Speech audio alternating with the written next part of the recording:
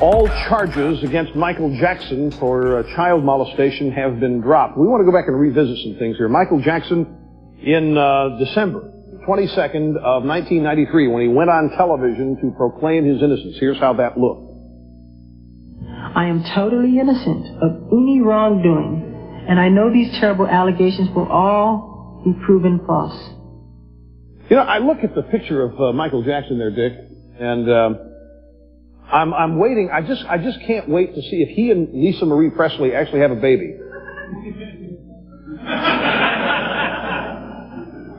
I want to see if the baby looks like Michael used to.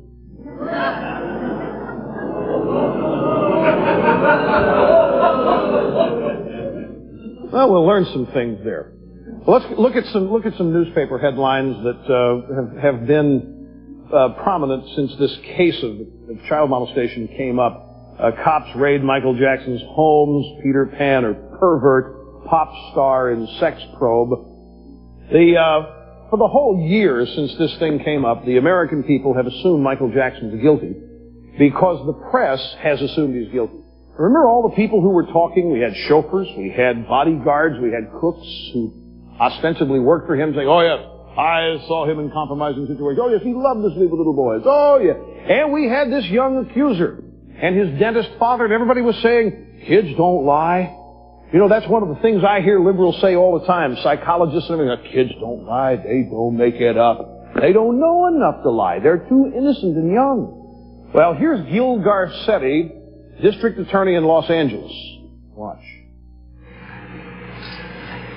Since August 1993, the Los Angeles Police Department, the Santa Barbara County Sheriff's Department, the Santa Barbara District Attorney's Office, and the Los Angeles County District Attorney's Office have been investigating allegations of child abuse involving singer Michael Jackson. That investigation is now complete. We have concluded that because the young boy who was the catalyst for this investigation has recently informed us that he does not wish to participate in any criminal proceeding where he is named as a victim, that we must decline prosecution involving Mr. Jackson.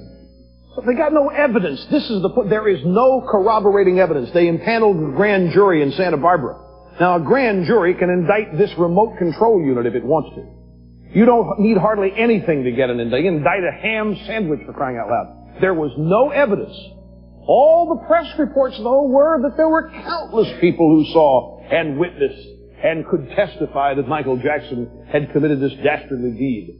But they have no evidence. They can't proceed. This kid, guess what? This kid was given sodium amytal. I think it's what it's called. It's a truth serum. It's like pentothal, except they call it a truth serum, but it's also been used while people are under its spell to plant false images in their heads. And when they come off the drug, they think that what they thought didn't actually happen.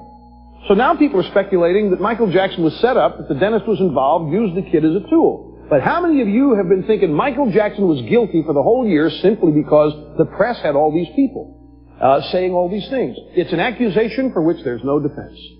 The minute the accusation's leveled, you're guilty. And if you have sexually harassed just the allegation, you're guilty.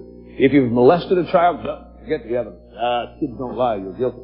And there's a great lesson here, folks, about not believing everything. This is a sensation-oriented, lazy press that cared more about the highlights and the pizzazz of the story itself rather than the serious content of the story. It's a great thing to keep in mind also as you watch other fabulous court cases and trials come to, including O.J. Simpson.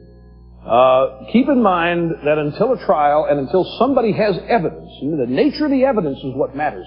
Not the seriousness of the allegations, the nature of the evidence. Until somebody has some, you shouldn't believe a darn thing because you don't know. And neither did the press. Always a wise lesson to illustrate the press doesn't know what it's talking about. Anytime we can illustrate that, because it's most of the time, we'll do it.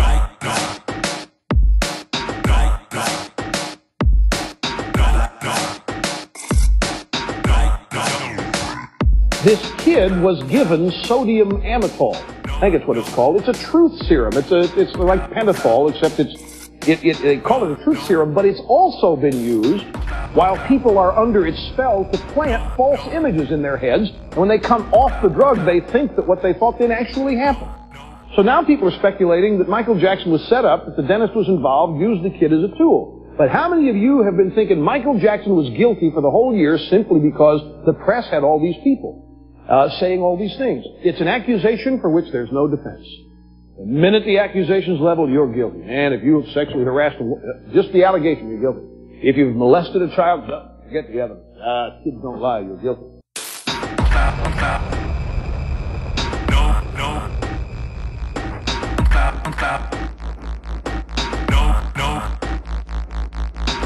From the cabinet, airliner is stabbing us. There's a miner behind us and now he's grabbing us. From below us and keeping us, tying ourselves tighter to something or another. Do we know each other? Do we glisten where the opposition hovers and governs the after party that gathers above the gutter? I'll be holding the butter and bread, the Holy Mother is dead. In the 93 case, did the family first go to a lawyer for civil damages for money before they went to the prosecutor? That's exactly right. The interesting thing is, if the parents of the first boy had genuinely believed that their son had been sexually molested by Jackson, you would think the first thing they would think to do would be go to the police. But they didn't do that. They went to an attorney, and the attorney then helped them with some sort of plan to extract money from Jackson. And then they brought in a psychiatrist who, by the way, had no experience with children, and met with the boy several times. And it was only after that, and after being given the drug, that the boy then said, yes, Jackson did inappropriate things to me.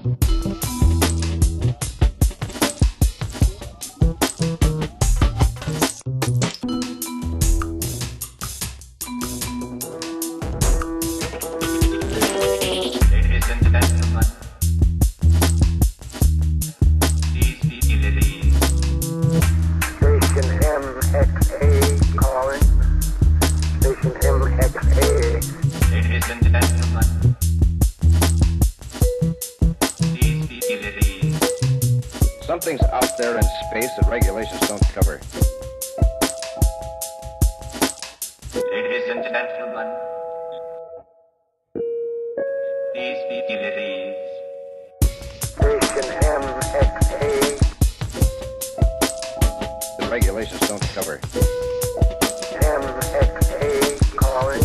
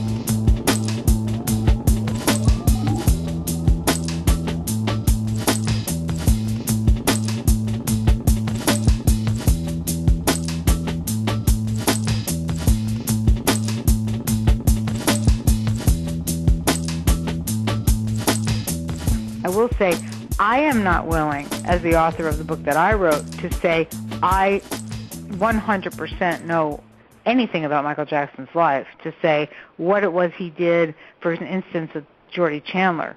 I have my own questions there. Yeah, I have a question. A few minutes ago, you say that you have your own questions about Jordan Chandler's accusation against Michael Jackson. I was wondering, do you have any doubts about Michael Jackson's innocence in 1993, and if so, why? Do I have any doubts about his innocence in 1993? Yes. If so, why?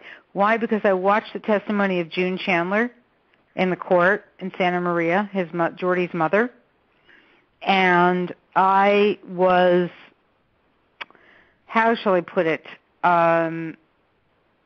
unnerved by what she was saying. She was talking about Michael staying in the hotel room with Jordy, about Michael sleeping over at her house with Jordy, about crying if he couldn't stay in the same room with Jordy. This was all part of testimony at the trial. It was very unnerving, and I felt like he was in love with that boy, and whether or not there was anything more to it, obviously we'll never know, but everything that his mother was testifying to when I was reading between the lines made me very uncomfortable. Okay, well, other than the fact that you feel uncomfortable, do you have any other reasons to have any doubts? That's a huge reason, honey bunny. There couldn't be a bigger reason. I sat inches away, feet away from Jordy Chandler's mother and watched her testify for hours and hours on end. And everything about her made me feel like she was a woman who was looking the other way. Everything about what she said. Now, does that mean that I think that Michael really did anything? I don't know. That's all I'm saying. But I'm not willing to say he didn't, or that I feel that, certainly not that I feel he didn't, because I don't know. But I will say I was shaken by June Chandler's testimony. Giant dome is overhead, the skies turn the color red, and everything is mechanical. Channeling the animals, I'd encircle the solar year. Neon in my formal wear, pay the fare for the robo taxi. Best beware, cause the flow is nasty. Entering into a bright elevator and sinking below all the levels of earth. Down, down, down, down, down.